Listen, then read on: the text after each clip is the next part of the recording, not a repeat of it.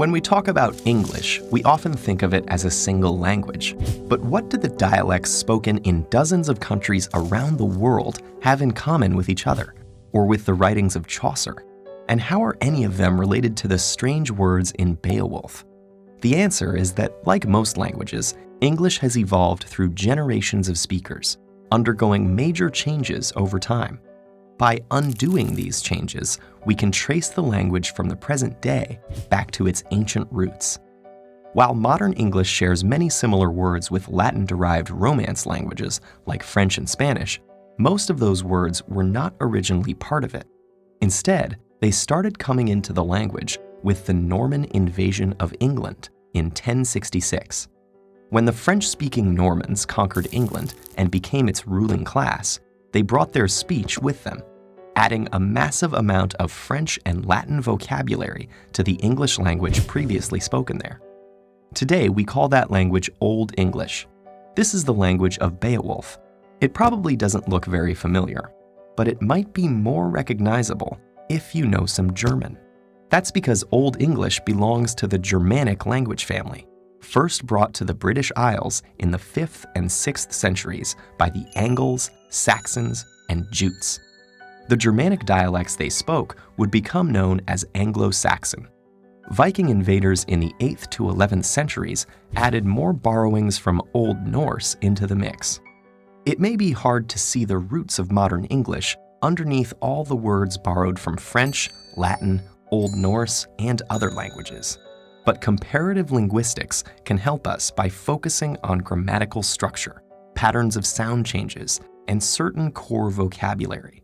For example, after the 6th century, German words starting with P systematically shifted to a PF sound, while their Old English counterparts kept the P unchanged.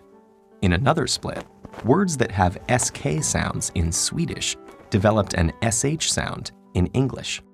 There are still some English words with SK, like skirt and skull, but they're direct borrowings from Old Norse that came after the SK to SH shift. These examples show us that just as the various Romance languages descended from Latin, English, Swedish, German, and many other languages descended from their own common ancestor, known as Proto-Germanic, spoken around 500 BCE. Because this historical language was never written down, we can only reconstruct it by comparing its descendants, which is possible thanks to the consistency of the changes. We can even use the same process to go back one step further and trace the origins of Proto-Germanic to a language called Proto-Indo-European, spoken about 6,000 years ago on the Pontic Steppe in modern-day Ukraine and Russia. This is the reconstructed ancestor of the Indo-European family that includes nearly all languages historically spoken in Europe, as well as large parts of southern and western Asia. And though it requires a bit more work, we can find the same systematic similarities, or correspondences, between related words in different Indo-European branches. Comparing English with Latin, we see that English has T where Latin has D, and F where Latin has P at the start of words. Some of English's more distant relatives include Hindi, Persian, and the Celtic languages it displaced in what is now Britain.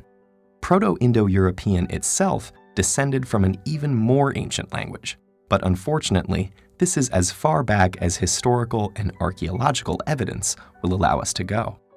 Many mysteries remain just out of reach, such as whether there might be a link between Indo-European and other major language families, and the nature of the languages spoken in Europe prior to its arrival. But the amazing fact remains that nearly 3 billion people around the world, many of whom cannot understand each other, are nevertheless speaking the same words shaped by 6,000 years of history.